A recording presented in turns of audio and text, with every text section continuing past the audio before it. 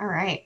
So this is attempt number 2 of doing this presentation. We had some technological issues last time, so apologies for that for folks who tried to attend that. But today we're going to talk about how to manage eating concerns post-holiday and mid-pandemic. I am Dr. Allison Davis Waddle. I'm one of our staff psychologists here at the Counseling Center at APP, and I'm one of our eating concerns providers on staff as well. So this is obviously an area of interest for me, and I'm super excited to be here. Hi, I'm Brooke. I am one of the doctoral interns at the Counseling Center this year, and as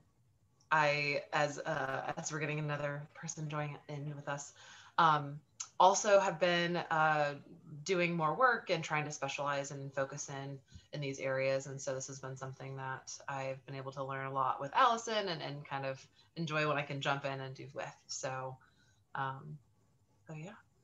Yeah. All right, awesome. We did have a poll, but since there are only a couple folks here, I think I'm just going to drive past that and not do that because I don't want it to be isolating. But we are just going to dive right in. So, this workshop is not intended to be mental health treatment. This is us just talking about a topic that we're passionate about, hoping that y'all get something out of it. If you have any questions or thoughts, follow ups, things that you want from us after this presentation, then we are more than happy to provide those. We're going to have our contact info available at the end. But if you are interested in potentially seeking services at the Counseling Center, our website info is up here. Our phone number is in here. You can just contact the Counseling Center to get set up and get started. If anything in this presentation brings up some stuff for you and you find yourself experiencing an emergency like active suicidal thoughts, we do have a wide variety of emergency resources available. One of us could potentially pop out if we need to. I'm the one that's screen sharing, so it might be beneficial to private chat Brooke. But if anything like that comes up, we have emergency resources that are available.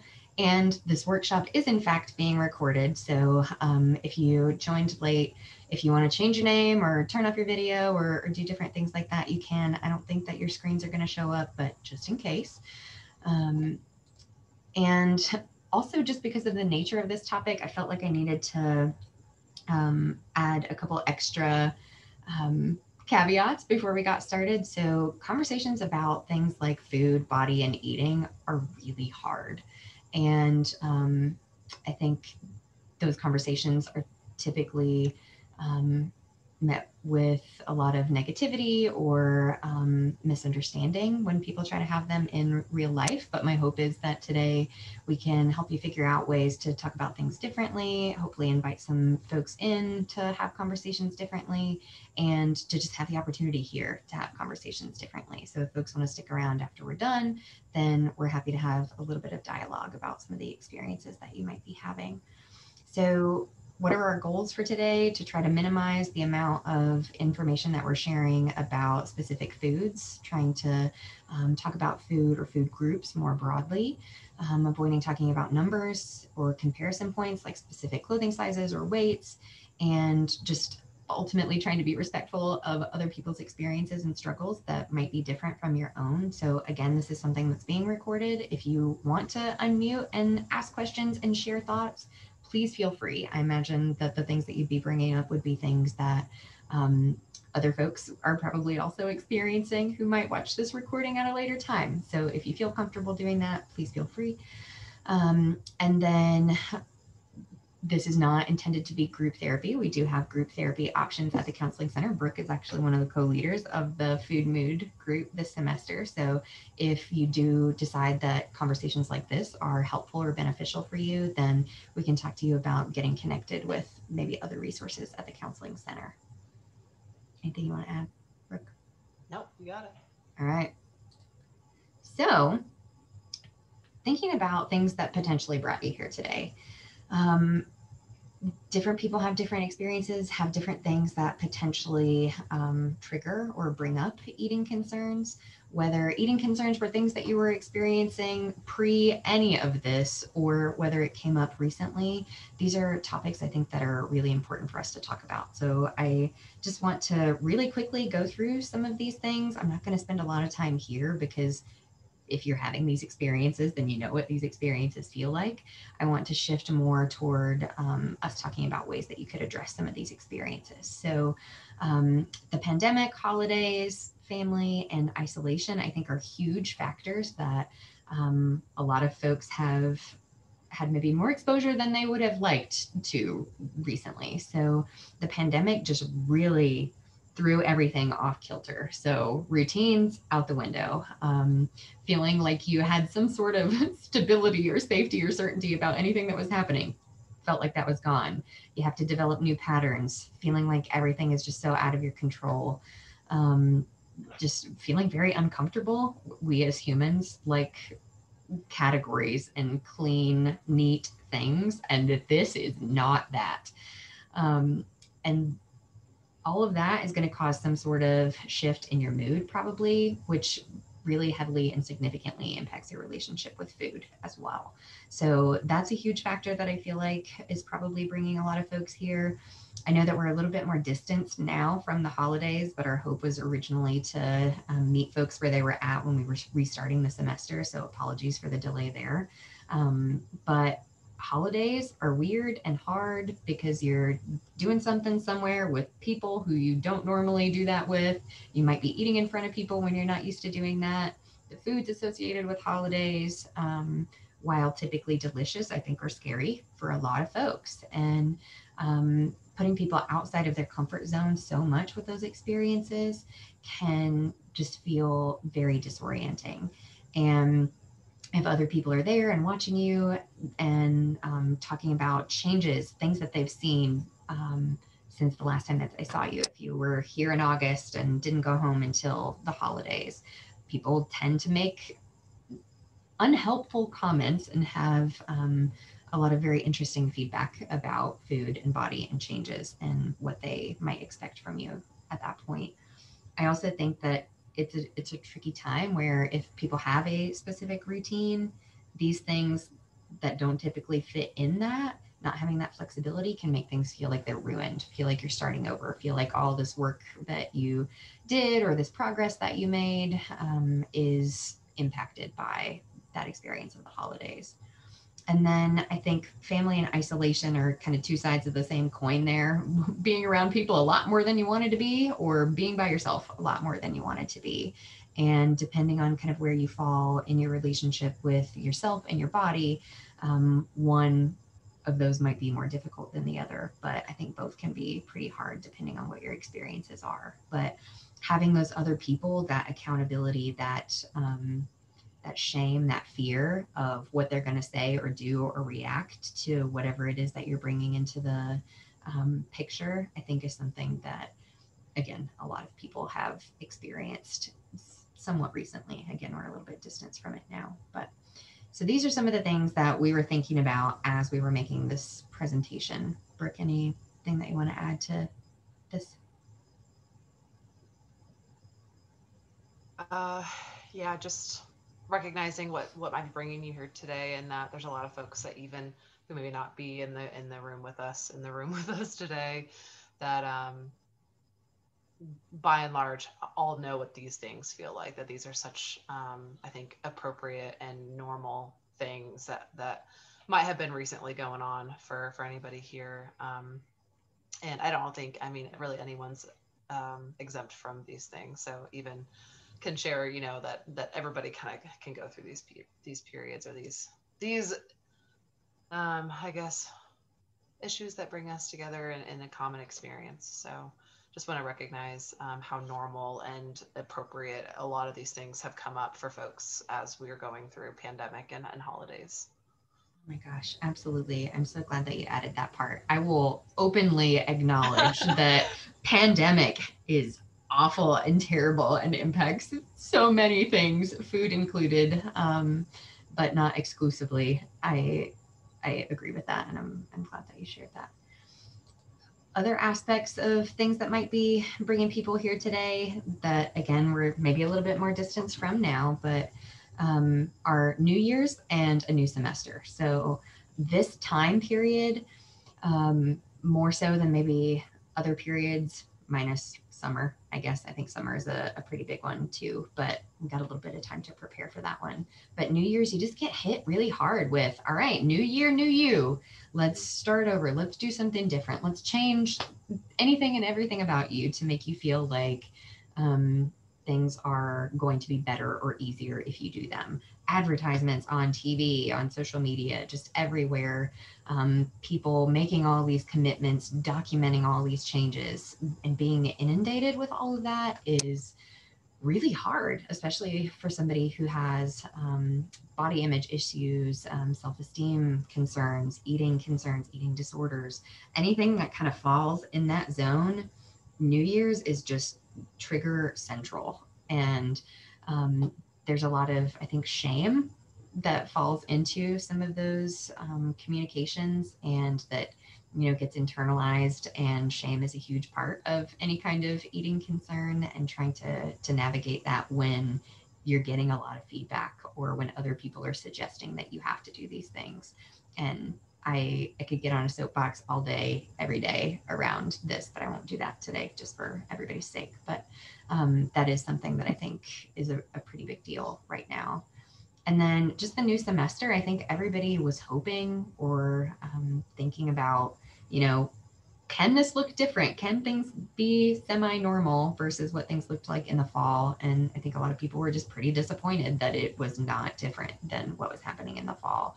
But the people who were already kind of stuck in that difficulty of the fall semester had to feel like they were stepping back into that. So whereas school might be a safety place for a lot of people, where there's a lot of autonomy and control, again, pandemic takes away a lot of that, I feel like. So trying to figure out what you're going to do this semester to support yourself, and how you can do that in a way that maybe looks different than the fall.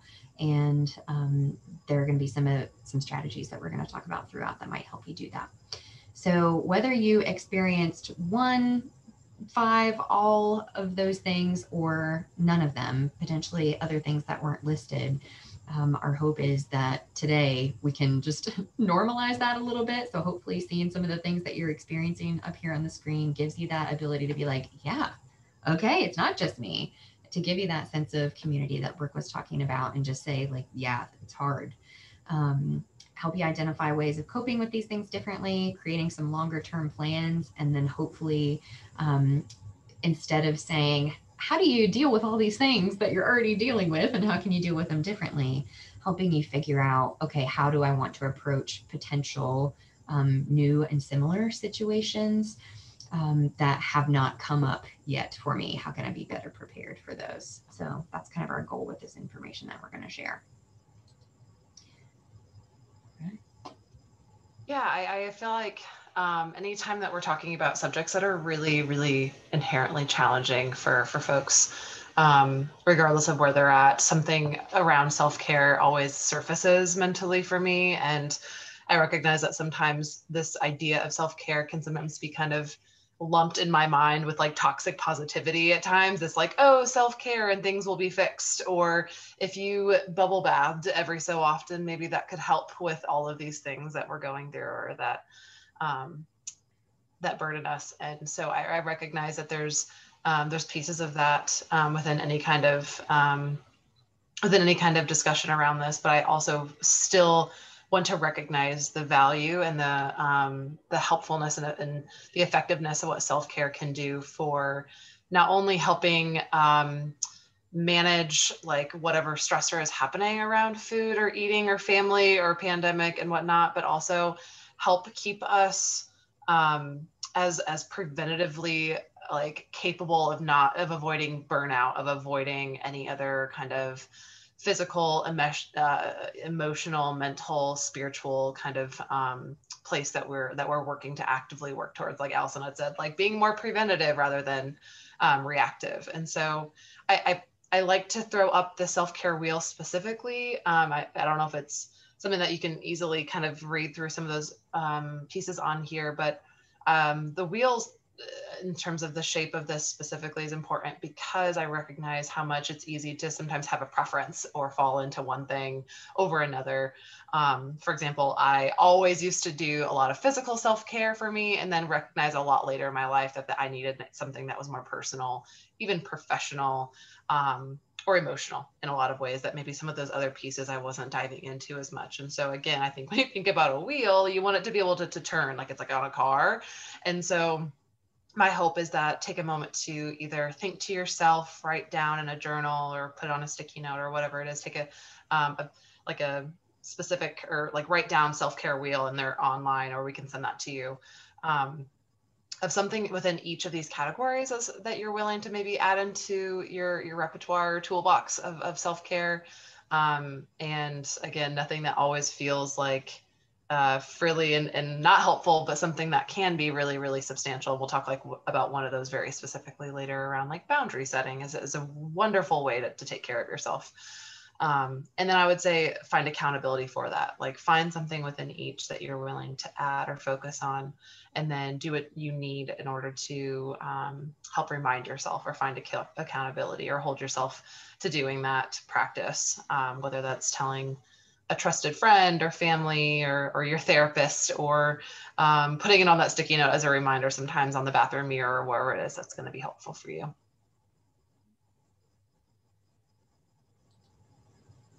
Anything you want to add in there, also? Nope. That was lovely. I I was thinking about the wheel, is what you saw, I think, happening on my face there in terms of that delay. But yeah, anyway, sorry. So as you're thinking about the lovely wheel that Brooke just described, I think part of that is to be able to check in with yourself. So not only are you thinking about, what activities you might want to engage in, how you might want to incorporate those things, but just every day taking that moment to say, okay, how am I doing today? What's my mood? How am I talking to myself today? Are there things that I feel like have really impacted me today? What do I need? After you answer all of those questions, what can I do to support myself differently? Because I think very often we don't realize what the things are that are happening, going on around us, that are impacting us. So something that we do in therapy sometimes is we'll walk somebody through every single aspect of their day and say, oh, yeah, okay, well, there are 15 things that you just said to me that negatively impacted you today. And I think that's always a moment of like, oh my gosh, I didn't even realize. A trip to the grocery store, while that may not feel like a huge thing, can very much be a huge thing for somebody who has eating concerns.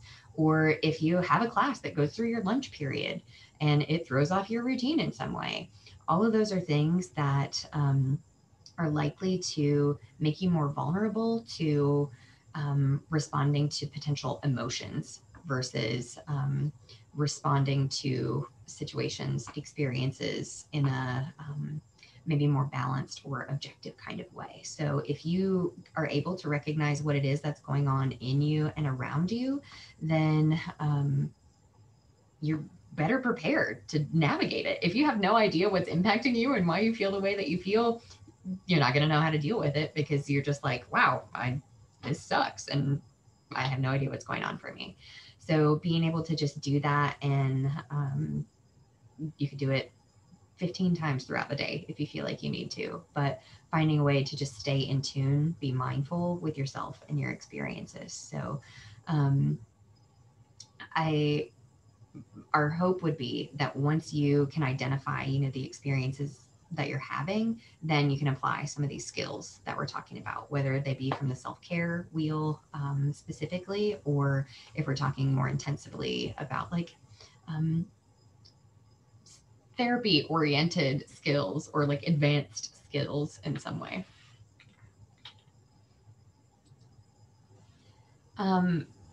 Eating concerns are things that are pretty tricky, or they feel pretty tricky. And the reality is that there are probably so many things that you're doing to support yourself and respond to yourself in other areas of your life that can apply to this too. So just being really aware of yeah, I know that when I'm anxious, it impacts my eating patterns in this way. If I feel depressed, it impacts my eating patterns in this way. If you can address that other thing, so the anxiety, the depression, how do you navigate those things? Once you figure out what that relationship looks like, then again, you know how to kind of tackle it a little bit differently. So if you're doing regular basic self-care for your depression and you know it makes you feel good to take a shower, then maybe that's the thing that you do if you know that your depression is really loud today and you're worried about how that might impact your eating concerns. And I think another tricky place is like you have your wheel going, it's rolling, it's doing everything that it needs to be doing, you're feeling great. And then you're like, okay, well, maybe I don't need to do this thing anymore because things are going really well. And then something drops off. And then, okay, well, yeah, so I don't need to take my medication anymore because I feel like I'm doing good. We hear that one, I think, a lot. And then suddenly the wheel gets a little bit wobbly and then it falls off. And then it feels like things kind of crash and burn and you don't know how to get back on track. But if you can remain consistent with some of that self care, if you can, even when things are going well, continue to check in, continue to support yourself, to cope, to access the resources that you need, then that wheel's less likely to fall off because you're doing your regular maintenance around that. Um, and you know what works for you and what doesn't work for you better than anybody else. And so a therapist can come in and can help you identify what things you might want to do differently. But ultimately, you know what's worked for you in the past and what hasn't. What pattern, what traps have you fallen into in the past that you don't want to fall into anymore? And again, that's something that's going to come up a little bit later. But what did you learn about that? Depression is something that is really enticing. It's soothing, comforting to stay in bed and to have that narrative, to have that experience. But I think typically people say, man, I feel like crap after I've laid in bed all day because I wasted my whole day or I didn't do the things that I planned. And so as you kind of pause and reflect on where you're at and what you're feeling, you can also look back and say, okay, when I encountered this last time, what did I do? And did that work for me or not? And trying to identify potential areas of improvement. So, okay, I know these 5 things didn't work because I tried those, but I don't know what to try differently.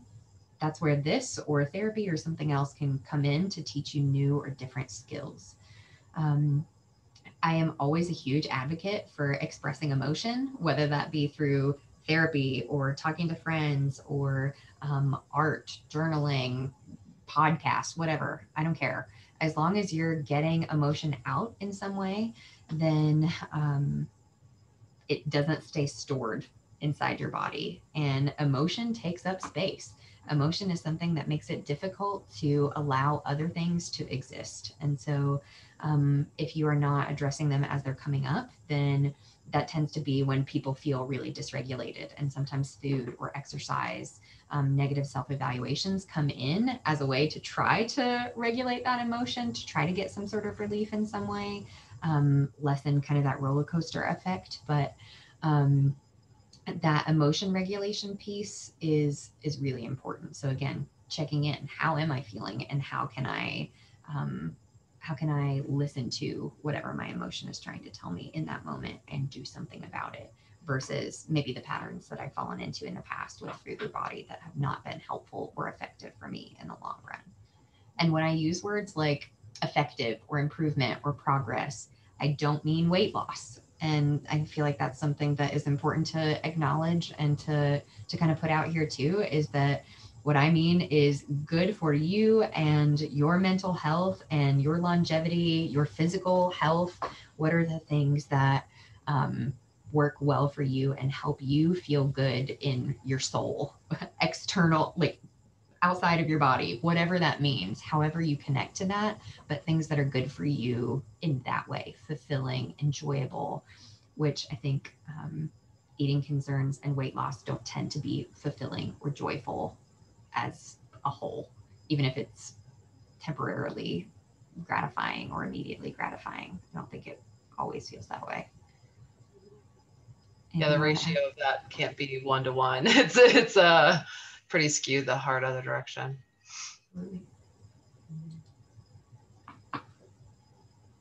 So I think rolling with Allison highlighting so much around the emotional work of what this can look like, and what that process can look like. I also feel like it's important to talk about kind of the mental or the mental along with the emotional aspect here, and recognizing that sometimes with eating concerns, with body image, with food, with messages that we have heard from people in our lives, sometimes people that that should be sharing loving, caring, kind words, and sometimes aren't giving us those words, or it's a mixture, and that can be really conflicting. Or sometimes there's just like a whole bunch of jerks that have said things that you could probably pinpoint exactly what those words were at what time and how that made you feel.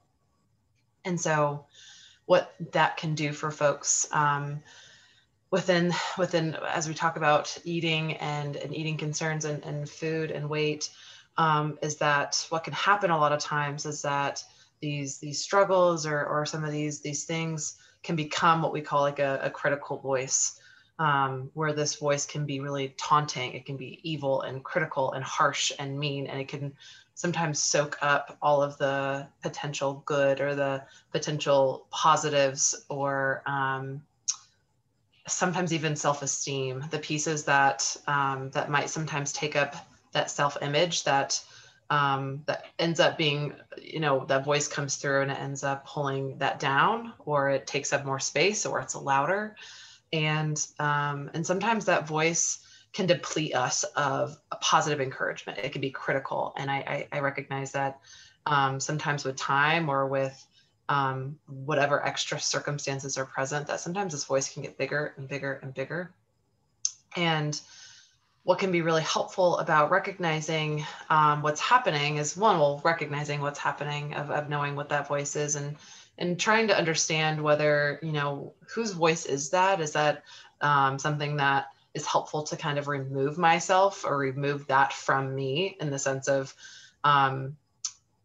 not giving it as much power as what it has had maybe in your experience, or in your world, or within your mental health, within your self-esteem, or how you see yourself and exist in the world.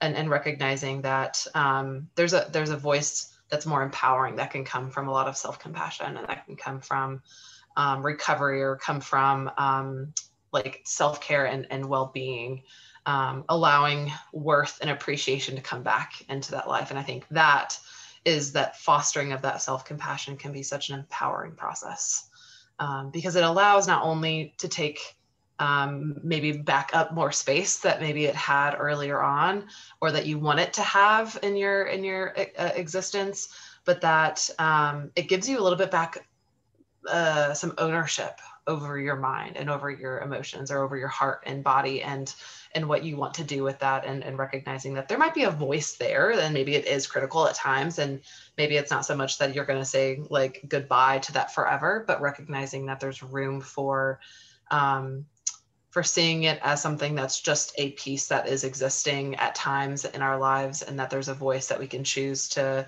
want to give it a platform, and allow that to have more say. And so I think this idea of working towards an empowering voice is really helpful and strength-based in so many ways, because it might be helpful to recognize that critical voice isn't who we are. It's not us, or it's not someone that seems all too familiar or close to us at times. There's a way to externalize, what we call externalize. So get it away from us, get it separate from us, because it's not who we are, and it's not everything of our existence as humans. And so sometimes it's helpful to create an image, or to give it a name, or to, if you're artistic or creative or want to think of it in this way, like give it these characteristics of, I've had somebody sometimes describe it as like a gremlin, or like the troll that sometimes wants to like peek out from underneath, like, the house, or as I'm existing in my life. And so giving it those perceptions of it being apart from you and separate from you. And so as we name that, or are able to externalize that, we can move towards developing what would be a more compassionate voice, which is the empowering voice, or compassionate voice. And similar things that Allison has said, of like, ways to also give empowering voice and more space and take away from the critical voice is sometimes actively recognizing and tolerating the moments that we're in, to recognize what's happening for us emotionally and mentally and spiritually and holistically, and to allow it to exist and not feel like it has to sweep us away or compel us into responding to. And we'll talk about that in a minute too, about like sometimes how some ways that our thoughts can try to trip us up or get us stuck into patterns that aren't helpful. It can be reframing a critical voice, recognizing like, do we need to label that? Is that society that's coming through that's not helpful? Or is that a message that I've heard before that maybe has stuck around too long and that it's been given too much space? Or taking time for yourself. There's a lot of different strategies here. Allison, would you want to add anything else with the voice? And somebody recently shared a YouTube video with me where people were asked to share their like critical self-talk outwardly to another person. So you had to look somebody in the eye and say all of the things that you say internally about yourself. And I'm getting cold chills right now just like thinking about that video. I'm happy to share it with folks if you're interested. But if you can't imagine saying what you're saying inside your head to somebody else, definitely feels like it's something that needs to be reevaluated or thought about differently. So I just wanted to kind of put that plug out there for that. Yeah, I feel like that's something I need to lay eyes on. Yeah, sure. And I think taking it a step further of recognizing what it looks like to have that bully inside in your head or in our experience. Yeah, someone's like, send the title of that video, send the TikTok or whatever it is. YouTube video. Oh, it's YouTube. Okay. All right. So recognizing like how easy it is to internalize some of these messages or those voices or those critical pieces that, like Allison said, it's a whole different experience when it's vocalized and put out there, and recognizing what that would mean if you were saying that to a friend, and how we can so easily say that to ourselves, and not at the cost of, this is something that we do to ourselves and it's bad, it's our fault, but like this voice can just take a lot of holds in different spaces and nooks and crannies, and it has a lot of ways to do that. And so what we sometimes call the ways in which that we can get stuck into things that are unhelpful in our thinking and our mentality is what we call thinking traps sometimes within what we call, or the orientation of cognitive behavioral therapy that a lot of folks have heard before is thinking traps are essentially like ways in which that we can get stuck into ruts, or we get looped in really easily, or we get we just have our vices. There's things that we sometimes really struggle with in terms of maybe it's been taught to us from an early age, or maybe it's a cultural thing, maybe it's family and how we dealt with things, and how that is really easily rubbed off. There's a lot of reasons. And so recognizing that there's, again, giving more space to the empowering or compassionate voice is sometimes recognizing and being aware of the thoughts that we're having, or being aware of the voice and what messages it's telling us to do, and what it leads us to doing in response as well is really important. So shoulds is a big one. I picked up just a few. If you were to Google like thinking traps, there's going to be like lists and lists and lists. And I just highlighted a few that I think seem really relevant to this conversation. But shoulds are these ideas, like the demands or things that, shoulding on yourself, things that we have to do or we place on ourselves. Sometimes like inappropriately or over expecting things. And I think within this conversation, it's sometimes like, I should have done better. I should be able to follow this, or I should be able to not, have physical, symptoms arise if I'm, if I'm tough enough or strong enough or whatever. I should be able to do this. And that's not always the case. And that's not always what our bodies or our minds need. And that regardless, that these shoulds aren't always telling us the right messages, or it's not always the most helpful messages. All or nothing thinking is a big one too, where, or sometimes also known as like black or white thinking, that it's one way or it's the other way. And sometimes folks can resonate a lot with this one too, of recognizing that there's ever times where you caught yourself where maybe it's been like, the first hour of your day and like you've managed to spill your coffee, somehow like almost get in an accident and somebody cut you off or whatever happened. And it's like automatically like, this is the worst day. And it's like 7 a.m. or something. And so sometimes that's a way that our thinking gets caught into that. Once one thing happens, it can feel really tempting to say, oh my God, the whole day is just ruined. If I ate this thing that maybe I should, right? Again, so these can kind of play with one another. Maybe things that I should not eat or that I should have to do with exercise or whatever that is, that it's now made this a bad day, or it's or it's the wrong side of the number that I'm looking for. If it's not this, then it's all good or all bad. And so that can pull us into such extreme sides of our experiences that aren't always helpful. Overgeneralizing, where it's like sometimes this idea that if there's a bad day, or if it's something where you're really struggling, and we're not going to always have good days or always feel really strong or really feel on top of our critical voice, that that it's not necessarily this full setback. We are not completely lost. Like Allison said about the holidays, sometimes it's like this idea of it's been ruined. That's an overgeneralization of one incidence is not going to completely undo what you've done, or one this is not going to make you an extreme version of the worst critic, right, of ourselves. And that it's just one incident.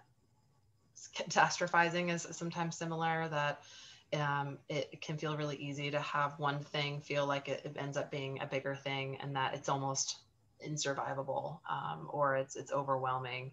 Anything from like, feeling like weighing a very small change, if in weight or in body size or feeling, can sometimes feel like it ends up being much bigger, a bigger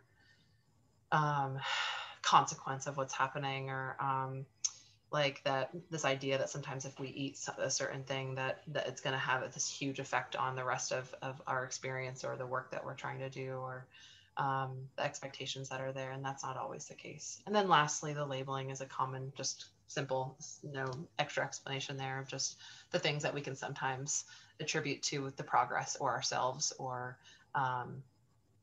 things around us that are personal. That labeling is not always going to be helpful. Like I'm a failure, using very specific words. I'm stupid. I'm useless, worthless, ugly. And if anything is resonating with anybody here, you can always, I don't know, emoji it or something. I don't even know if they're called emojis on Zoom. I just say that because I'm like, oh, I'm sorry. Reactions. Reactions. Yeah. They're like, millennials. But ways to start thinking about how to challenge these things. And I'm not going to spend a ton of time with this because I know we have a lot more to cover. But ways that we can start to address it is externalize. I've talked that a lot about the voice there, recognizing how to work with like this thought of like, I can't eat blank, whatever that is. Label it as maybe that's an eating concern issue, or like that's a thought that's critical. That's an eating concern thought there, versus, and rephrase it as like, my struggle here is telling me that I shouldn't eat blank or something. Recognizing that it's okay to externalize and also challenge, like finding the gray, that maybe there's not always a way to take care of ourselves, and that we can only be all or the other, that typically finding that middle is going to be the most helpful and most in terms of like longevity, like Allison said earlier, that there's nothing good or bad inherently about us or food or what we're doing with it and our relationship with it. That the goal is to understand the gray. It's our goal is to normalize and feel okay in the gray, and that nothing is all good or all bad, and that moderation is key. That being in that existence within ourselves is key. And so sometimes labeling that, label the faulty thing, the thinking trap that might be happening, label that maybe it's that critical voice, label, externalize, get it away from you because it's not who you are. and reframe that. Maybe say, well, this piece of me is saying this is what I'm supposed to do, or it's telling me that I'm this. But what helpful me or empowering me or compassionate me or voice is saying is that this is okay, or that I need this to take care of myself, or that I'm working within the best resources that I have, and doing the best I can. And that is, I think, directly involved with how we view society and the impacts that it has.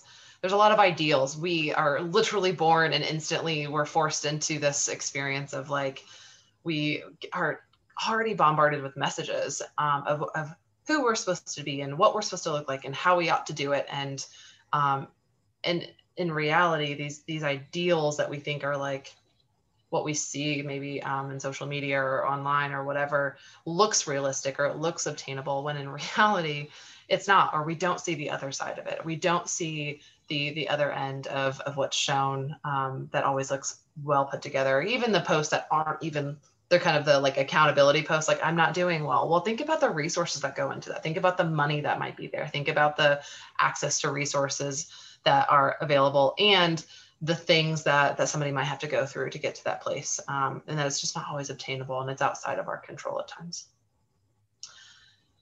And then lastly, just working on what it would be like to just disobey that critical voice, to tell it off, tell it what it is, to recognize that like I hear what you're telling me and I'm not going to listen, or that it's not true, or it's not helpful, it's not going to help me grow, it's not going to help me take care of myself and love myself the way I deserve, are all ways to do that. I will just say that you might be feeling really overwhelmed with some of these strategies, or feel like, I don't know exactly what that means, or yeah, okay, I understand what it means, but I don't know how to do it. Um, One is you could potentially look some of these things up on the websites that are listed here. Look up specific like key phrases like critical voice or self-compassion, things like that. Or therapy is a really great option to have somebody work with you to try to implement those skills and figure out, what things might work for you. So, as promised, part of this is planning ahead. So, doing that evaluation that we kind of talked about already, what works for you and what doesn't, what patterns, what traps have you fallen into in the past, and what might you want to do about those differently. Being aware of what kinds of things impact your mood, huge, so important. If you know every time you call your mom, you leave that conversation feeling terrible. Okay, how can you better prepare for the next time that you're going to call your mom? What does that look like? Do you decide you don't want to call your mom anymore? I don't know. But the more you are able to, again, assess how you're feeling and assess how things are that are happening around you, you can go into those situations fully armed, fully prepared to navigate those. So, patterns develop for a reason. We learned to respond to ourselves in this way for a reason, and it helped us survive somehow. Eating concerns, exactly the same way. They don't just pop up out of nowhere. Something happens in your brain that says, oh, hey, I think this will help get rid of whatever this feeling is that I'm feeling. This will help so and so not say these things to me anymore. This will protect me. It will give me control. It will help me regulate my emotions. Whatever it is that's contributing to that, just kind of hold that space. So again, take that compassionate stance there and say like, okay, yeah, I'm not a terrible person because I have eating concerns, and just being able to say, oh yeah, all right, I did what I could. I did the best that I could with what I had, and I would like to do something different. Those two things can exist together. You can say, yep, I understand why this is a pattern that developed, and I still want to do something differently because it doesn't work for me anymore. And I'm all about setting yourself up for success. What are the things that get in your way? What are the things that make it more difficult to make the changes that you want to make? And again, not talking about weight loss here, just how can I feel more aligned with myself, my values, my goals, my dreams? And in what ways do those patterns, what way can I interrupt those patterns by setting up, certain barriers? So if you, do notice that you're attempting to gain control over your life in some way, then how can you find control in other areas of your life that don't necessarily have to be food? If you know that you rely on food when you are feeling depressed or having strong emotions, then what can you do to remind yourself to just check in and ask what's contributing? If you know that social media is a terrible, horrible, awful place, then what barriers, boundaries can you set up around that so that it's not influencing you? It's not speaking to that critical voice. Do you unfollow the influencers that you followed that make you feel terrible about yourself? I don't know. But finding ways to make life easier for yourself. And you do that by figuring out what it is that works and continuing with that pattern, creating a new pattern. Sometimes we encourage people to do things that we might not encourage people to do in the long term. So if you're making a small shift, that's better than nothing. If going to the gym makes you eat more and you're not eating at all, even though we don't want the gym to develop into this different unhealthy pattern, maybe going to the gym, as long as it increases your intake, can be okay for a little while, right?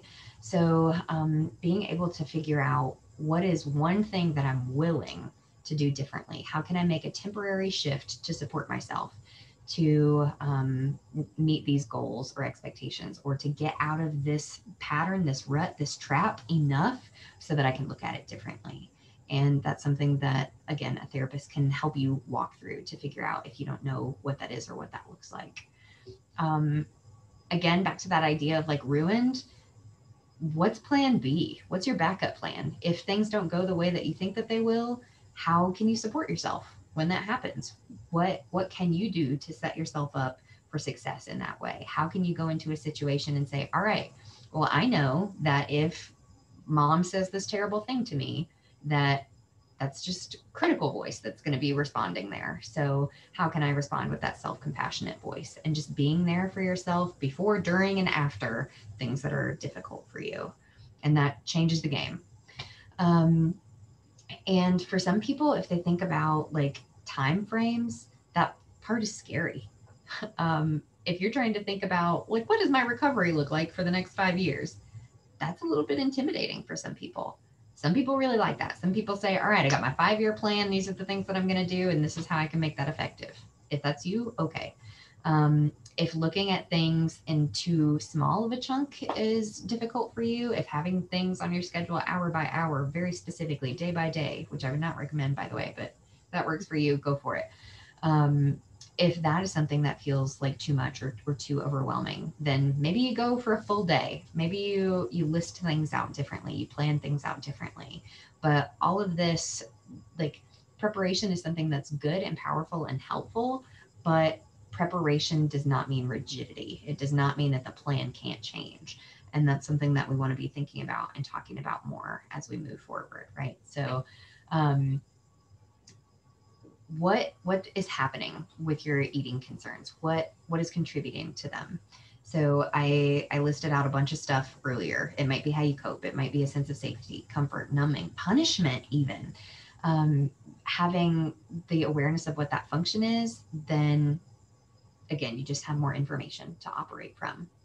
But the part of that we didn't talk about is, what is it costing you? So yeah, this works for you in these ways, but what ways doesn't it work for you? So it might influence relationships. It might have financial impacts.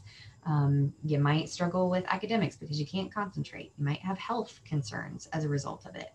What are the things that um, maybe if you used a different skill to get at the function of the eating behaviors, it wouldn't have the same costs in the same way. And control tends to be the one that I hear most. I don't know about you, Burke, but um, control tends to be what comes up the most for like, why am I doing what I'm doing? And um, there's a point somewhere where that control becomes a loss of control because you're not in charge anymore. It's the eating concern, eating disorder, critical voice, whoever that's suddenly in charge. And so you lose the control that you wanted or thought you had. So how do you expand that? How do you be more flexible in those experiences? You go outside your comfort zone just a teeny bit. You recognize that it's going to be hard. You recognize that you're going to have some emotions that come up. Use your skills. Anything that we've talked about so far, how can you use that to support yourself along the way? How can you recruit other people to also support you, whether therapy, friends, family, whoever? And how can you use that empowering, compassionate voice to do difficult things with the ultimate intention of supporting yourself and your long term goals and plans? So, end game would be intuitive eating, listening to your body, listening to your cravings when you have them, because, like Brooke said, there's nothing that's inherently good or bad, right? So, being able to say, like, yep, all right, this feels like the thing that I want right now, and I think that that's okay for me to have that. What is something that feels comfortable for me? What portion? What way do I want to navigate that? And just being able to listen to your body and to your hunger cues, and to be able to live your life without food being the thing that's consuming it. And I think I've fallen into this trap, but using the word intention versus the word goal is also something that's important, because people feel like they fail goals, right? Can't achieve goals. If I don't make it to X place, that means I didn't do well. But if you're setting an intention, you're saying, all right, this is what I hope is going to happen. This is what I'd like to happen. And it's okay if that's not the thing that happens. It's okay if I only accomplish X part of that intention. As long as you're taking some sort of step toward what it is that you want to live a happy, healthy, fulfilled life, that's pretty darn good. So, whatever mountain goal somebody has for the long term, that's something that feels very scary and very intimidating. So, just being able to um, do your best with what you have on any given day, and speak from that compassionate voice that, you did what you could, and tomorrow you can set a different intention, or the same intention, or a different part of the same intention, and support yourself along the way. Anything you want to add, Brooke? Beautifully said. Okay. Um, I don't have access to my notes next to me, so I have very limited awareness of what we still have to go and who's talking when. So I'm just kind of rolling with it. Um, so this part is focusing on what matters. So anytime that I have said progress, or what works for you, or what your hopes are, or changes you want to make, I'm talking about your values. What are those things at the core of your soul, at the core of your being, that matter to you?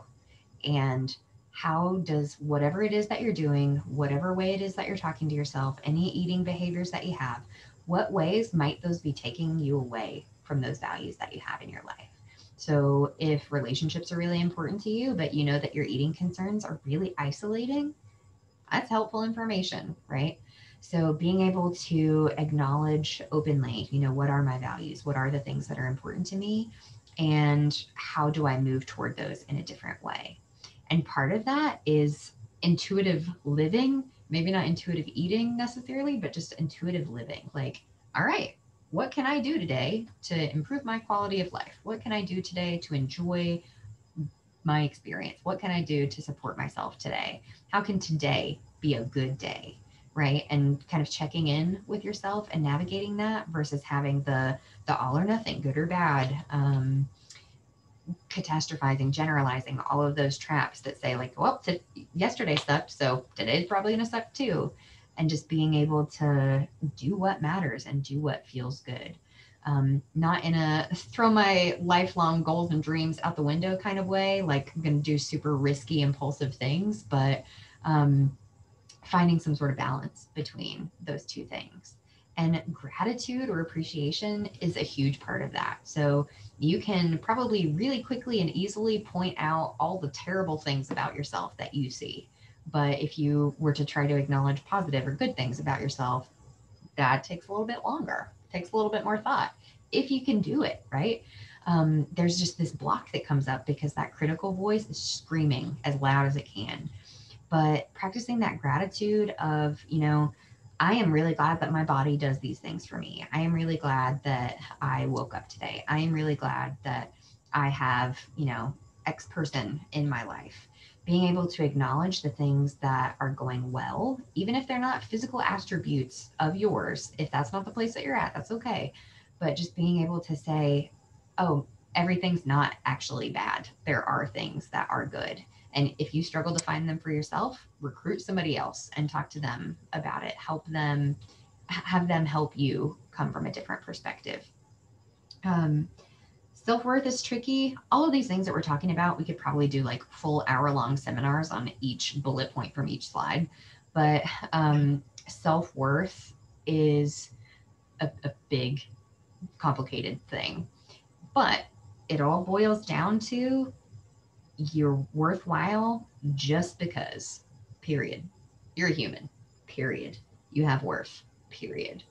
And connecting that to an achievement, to a relationship, to a size, to a number.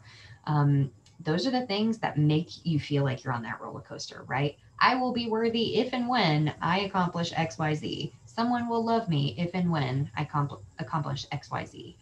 If you're attaching that worth to something else outside of you, that's the loss of control right there, right? If you're relying on other people to influence you in your life, whew, that's scary and unpredictable. But to be able to acknowledge, hey, I am worthwhile just because, that's pretty cool and doesn't have the ability to kind of shake you as much as other things might. And um, also acknowledging the fact that you are a human, other people are humans, they are different humans than you are. I'm different from Brooke. I'm different from those of you who are here today.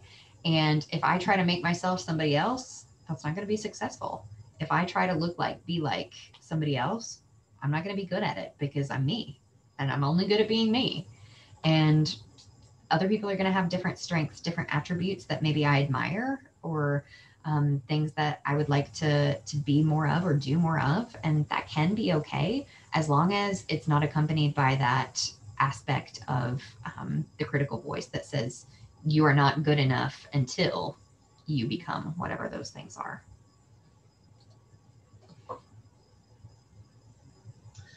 Yeah, well, gosh, I'm thoughtful of time, and I want to recognize just how important boundary setting is for this conversation as well. Allison has already hinted at it multiple times around what it might look like to set boundaries with others in our life, with things that that might have been present that we want to maybe recognize, like there needs to be some kind of limit to this. And so recognizing that there's relationships that can be supportive, and sometimes there's relationships that are not always supportive to the path that we're trying to be on. And so depending on those, recognizing like what boundaries need to be set in order for you to be best supported. And sometimes that's, again, gosh, a whole conversation, a whole therapy session, a whole workshop, a whole like around how to set boundaries, how to support yourself and support others, support the relationship as a priority too. Recognizing that sometimes we don't want a boundary to be something that would potentially end or be catastrophic to a relationship. But that it's something that can be done in a loving and kind and supportive and needed way. And so I think there's all the right for you to need boundaries or for us to need boundaries with things in our life that can sometimes be harmful in excess or in certain capacities, or that there just sometimes needs to be limits on things. And so sometimes if setting those external boundaries in life doesn't always work, or it's not always safe, I think is important to say, or that we can't always cut off specific people if we depend on them for various things, or that it would end up being a lot more isolating, which would be harmful in other ways, right? So recognizing that there's sometimes pros and cons to this. How do you protect yourself? And sometimes that means working on internal boundaries. Like, how do I emotionally or mentally or spiritually protect myself when I know I have to engage and go home eventually, or spend time with these people eventually, or that unfortunately, like, we don't have control over the pandemic and how long this is going to put a big potential damper or access or restrict access to specific resources that are useful or helpful, or we're stuck with people or whatever that is, that won't always be something that is helpful to our growth. So internal boundaries can be just as supportive. and saying no that's supportive and limiting and gets you to where you're trying to be, without it, um, limiting that fulfillment. So just again, there's a lot here, but just recognize that sometimes we can be preemptive to set boundaries around things that can actually protect what hurts us, right? So sometimes boundary, we have to be thoughtful of, what is this serving? Is it serving me and my work and taking care of me, and loving, and loving myself, or is it maybe protecting and eating, the eating concern, or is it protecting something that's actually not going to serve us in a healthy and productive way? So there's a lot here, and recognize that there's a lot more that we could cover, but So this part I think is pretty quick, pretty easy. This might just be you all taking a picture of this slide, being able to access these resources, revisiting the recording later, but reach out for support. That's the biggest, I think, way that eating concerns can be a bully, is that it pulls you away from people, makes you feel like you can't talk about it, gives you a lot of shame around whatever you're experiencing. But minimally, therapy, beautiful place to talk about eating concerns, because we'll talk to you about it and not in a judgmental way. Maybe you work up to the loved ones, but there are self-help resources, there are podcasts, books, helpful influencers to follow on Instagram that maybe you consider checking out, and trying to surround yourself with things that help you feel differently about yourself and support you on the journey that you're on. So, hopefully, as we were talking about all of this, you were thinking about some of these things, right? What are the things that brought you here today? How might you apply some of those skills to these different things? If you weren't doing that, I want to encourage you to do that now, and think about how those unhelpful thinking patterns, that critical voice, self care, um, I can't remember all the other things that we mentioned, but any of those things that we talked about, all wonderful, setting boundaries, all of those wonderful, helpful things that we talked about, connecting them to whatever it is that ended up bringing you here today, and potentially things that you envision impacting you in the future. So just maybe after we're done here today, spend some time reflecting on that, and what you want to take from this, and how you want to apply it to the experiences that you're having. So I'm going to stop recording here in just a second, but I want to give the shout to this slide. So my contact information and Brooke's contact information are both here. If you have questions, want resources, other things from us, that's there and available. But I'm going to stop our recording